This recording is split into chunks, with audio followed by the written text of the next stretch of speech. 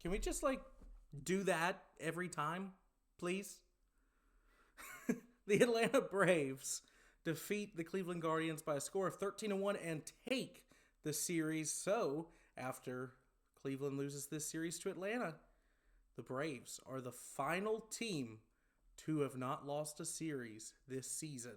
They did split one in Arizona that they probably should have won, but we're fine. We're over that now. That was 2 series ago at this point. The Braves are rolling, if you ignore the shutout last night. I didn't cover it. I know. But I think I wanted to wait until a better game to, say some of the things I wanted to say. Plus, I just didn't get to watch a ton of the game last night, and I didn't think it would be really good content. So, here we are. Braves, though, 13-1. And everyone wants to talk about the offense, and I think that's rightfully so. I mean, the offense, especially after getting shut out last night, responded with a vengeance. 24 runs in this series, all of them coming across 2 games. Definitely could have won this series just by, better distributing your runs. Or you could have swept this series, by better distributing your runs. Same thing could have happened in Arizona, but anytime you can win a series, you consider that a win. And the Braves, able to expand their lead in the NL East, they are, I think, the second team in Major League Baseball to get to 10 wins on the season. Not that we're really far into this thing at all, but yeah, Guardians 9-7. So they would be leading the American League. Braves with 10 wins, Dodgers with 11 wins, and Padres also 10 wins in the same 16-game time frame. So, Braves, the class of baseball so far, up there with the Los Angeles Dodgers, who they'll be seeing in a few weeks out at Chavez Ravine, and maybe might have to stream a few of those games. We'll see how it goes. But Chris Sale had a bad start, really just a bad inning, against the Los Angeles Angels last week, was punching himself in the head with a ball, which actually was a little bit of foreshadowing for the game that followed, but he was able to rebound nicely here tonight, still susceptible to the long ball. His one run given up was just, that Dubon just barely was not able to get any leather on, probably about 2 feet behind the wall, so maybe Michael gets to it, not likely. But that's the only thing that Chris Sale gave up tonight. And just looking at his line, tonight he was really good. And if you just looked at if you didn't look at the earned run or anything like that, you might be a little bit surprised by that. Because he did give up 8 hits.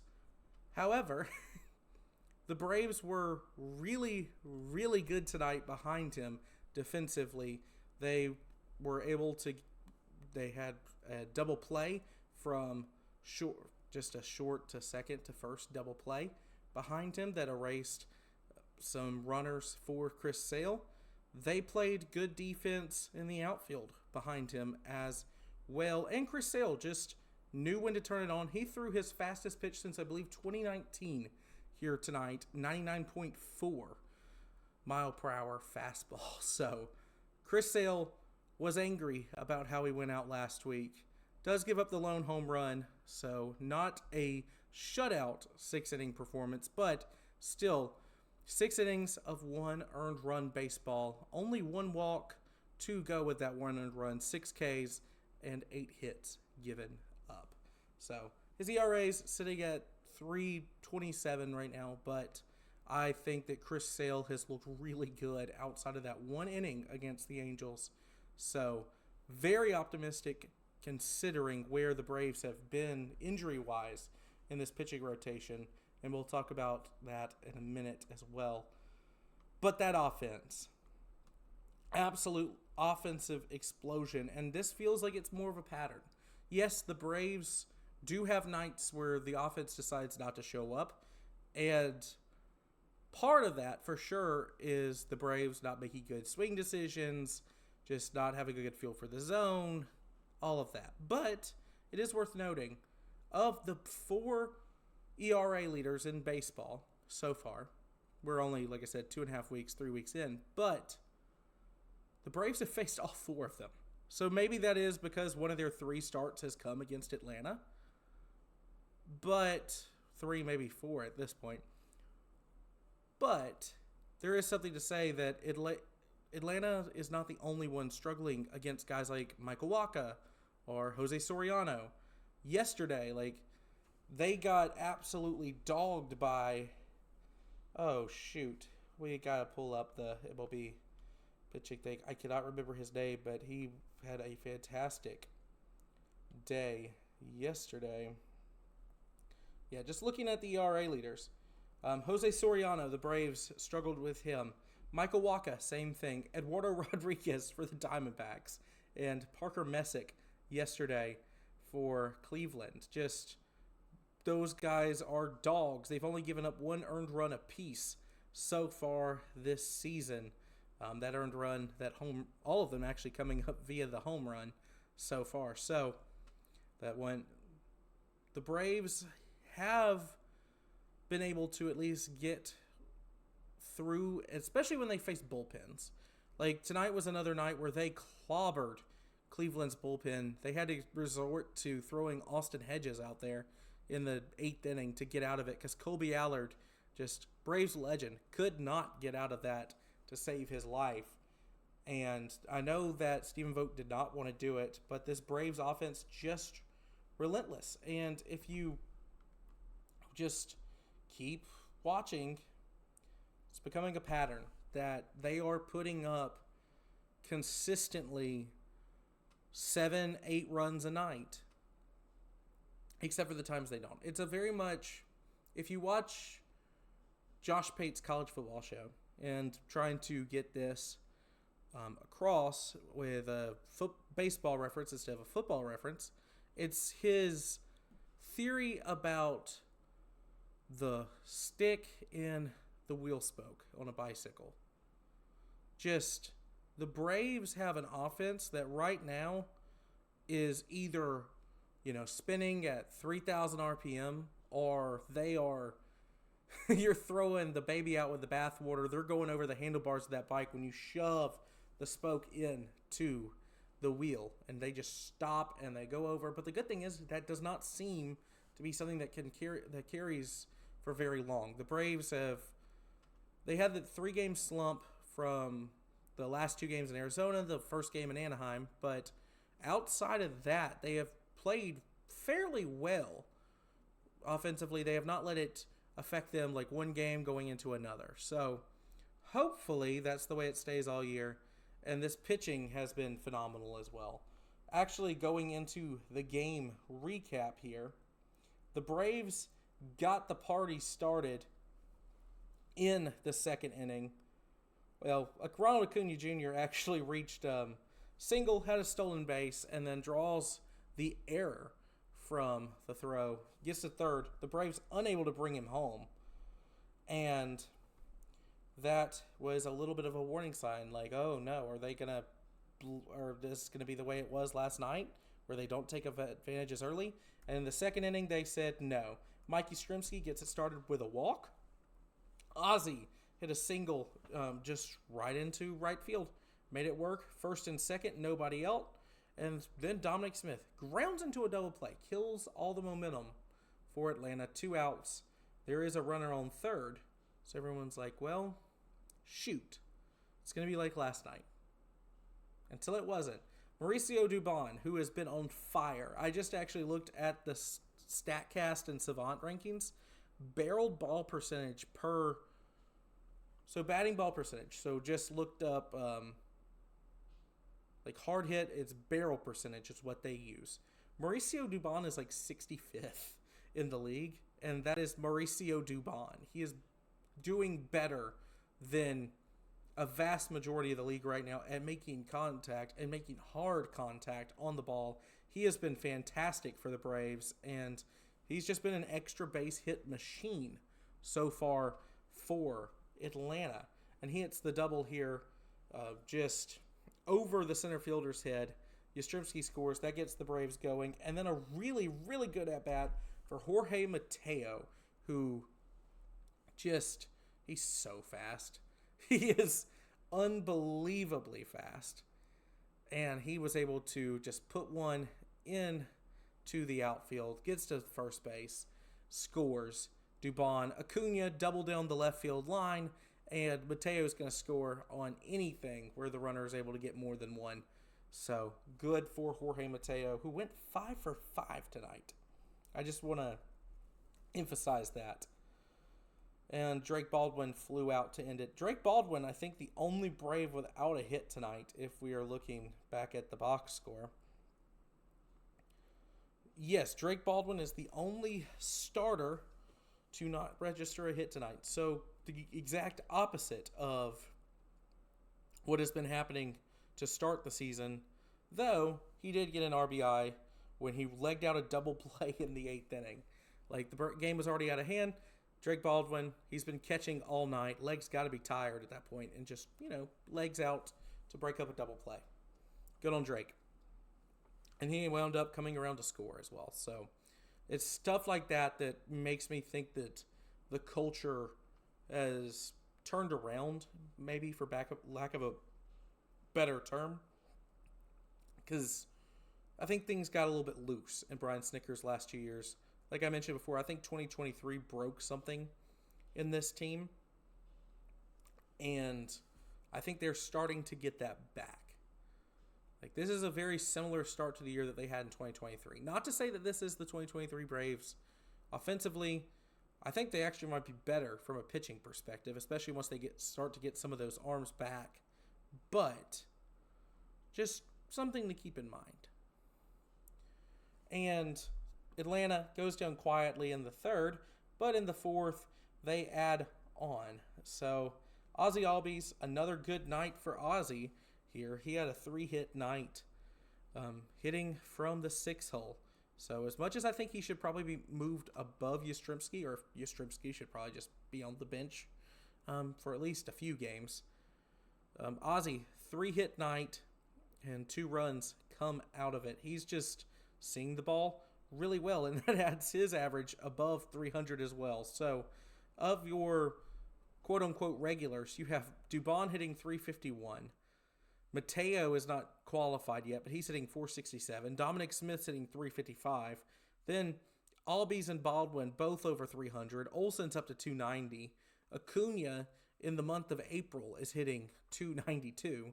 So, yeah, really it's just Yastrzemski right now who is not hitting well for Atlanta. And with some of the options off the bench, Kyle Farmer, Luke Williams, or maybe not Luke Williams, Kyle Farmer, Jorge Mateo, I think you might just decide to sit him, especially once Michael Harris is back in a few days. So, some food for thought. Jorge Mateo, once again, he singles, line drive.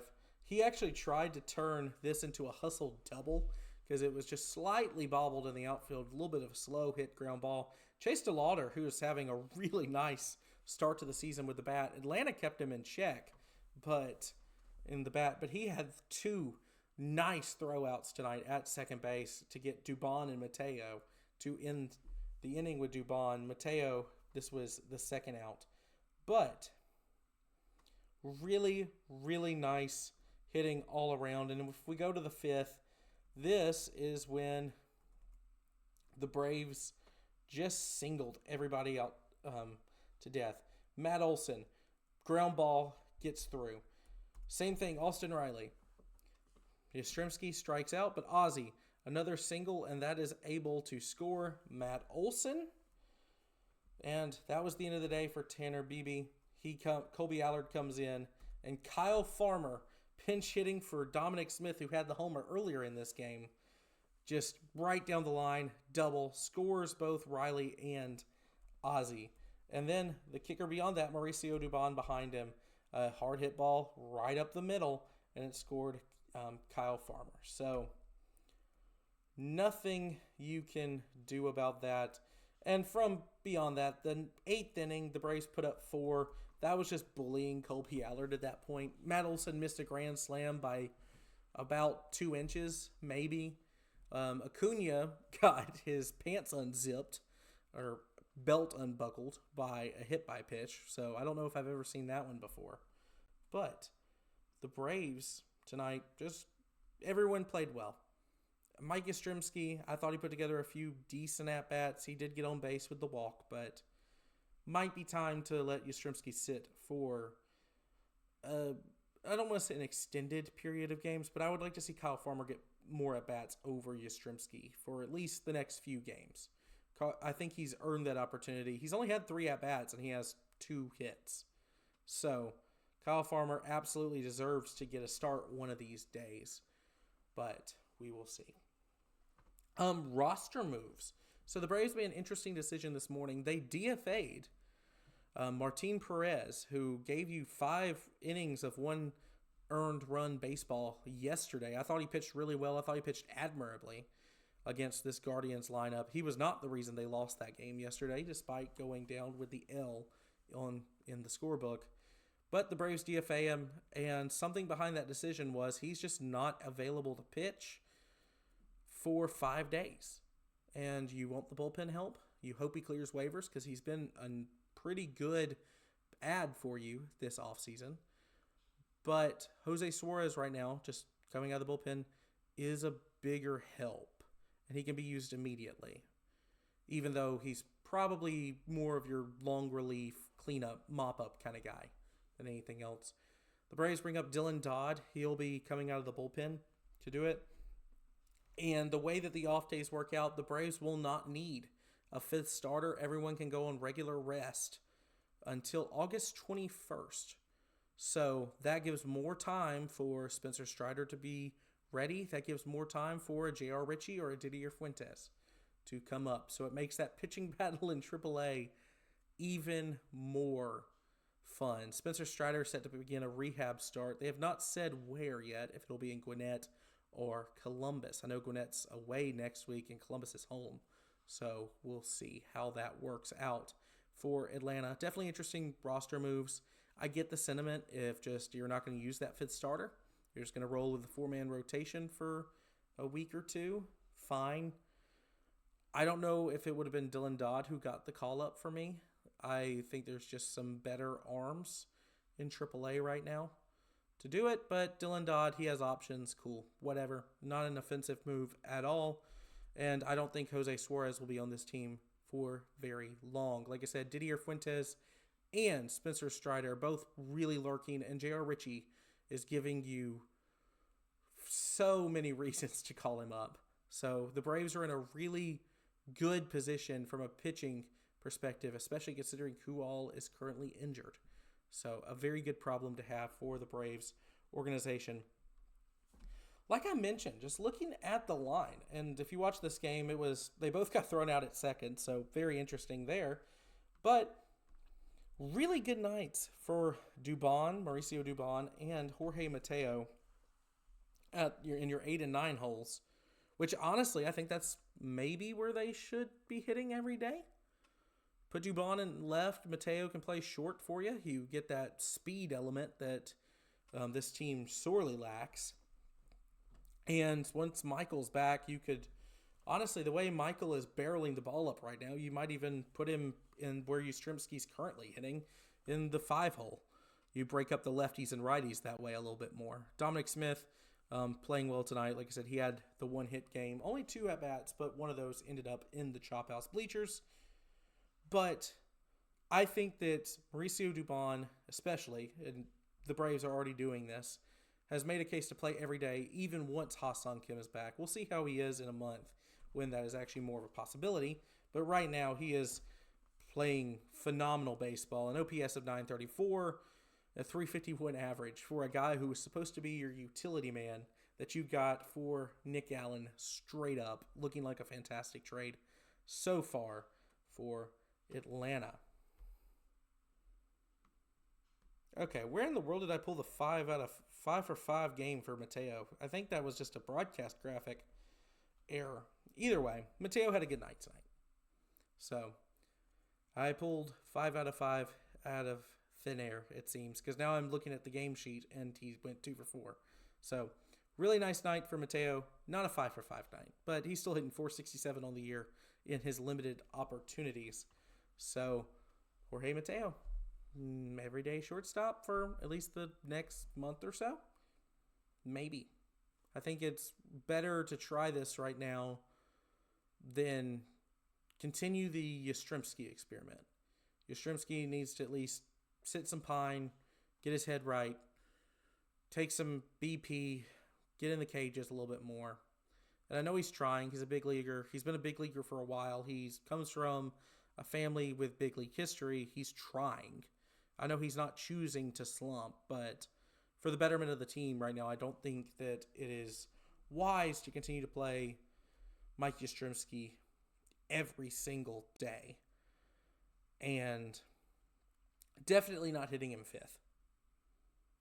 Because there were definitely some rallies tonight that could have continued if not for Yastrzemski. It didn't end up mattering because it didn't really come up in a situation where he ended an inning. But it has mattered in past games. So definitely something to consider. Dominic Smith, when Baldwin catches, I think Dominic Smith should probably be your all-time DH. He's just had a really good year. I get the Braves are playing platoon really early, but a really good surprise. Dominic Smith, who is just a guy you picked up last minute because Jerkson Profar is an idiot. So that's about it. The Braves will welcome the second place in the NL East, Miami Marlins, into town for a 3-game set starting tomorrow night at Truist Park. So looking at the probable pitchers for this 3-game series with the Fish.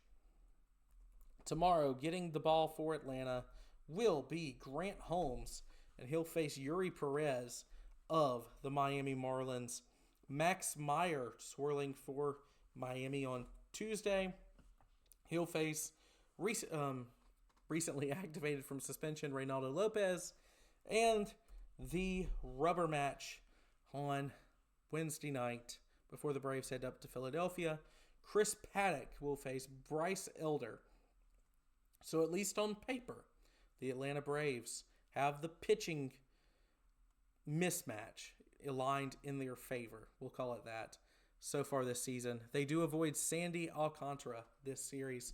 He had a pretty decent day going, got sent out and just tagged for like 7 runs in 1 inning before he was pulled today. I can't remember where the Marlins played today, but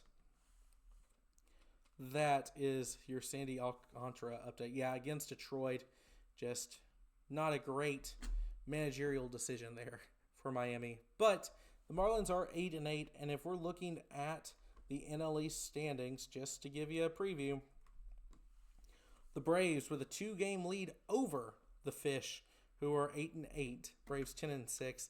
Phillies Nationals tied at 7-8. They're 2.5 games back.